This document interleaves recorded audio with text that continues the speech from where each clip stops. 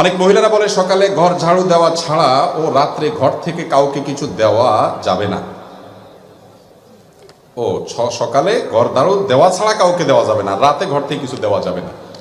কিছু হাদিস আছে, হাদিসটা হলো হাদিসুন নেসা। হাদিসুন নেসা বুঝেন? এগুলো আমাদের মা চাষিদের মধ্যে প্রচলিত আছে, কোরআন হাদিসে এগুলোর কোনো অস্তিত্ব।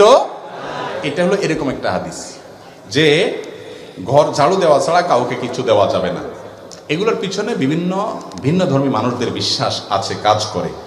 এরকম আরো অনেক কিছু আছে, কিছু জাল হাদিস আমি চিন্তা করছি এগুলো নিয়ে, এগুলো কেন বানাইছে, কারা বানাইছে। সৎ উদ্দেশ্যে কিছু জাল হাদিস বানাইছে, সৎ উদ্দেশ্যে জাল হাদিস বানাইলেও সেটা অসৎ কাজ, হারাম কাজ।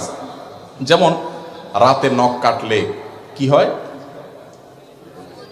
রাতে নখ কাটলে ওই যে নখকুনি হয়, বাচ্চা বলছে, দেখছেন? এটা হয়, সেটা হয়, দেখছেন? মুখস্থ এদের। আচ্ছা, রাতে নখ কাটলে কোরআন হাদিসে কোথাও নিষেধ নাই, আপনি রাতে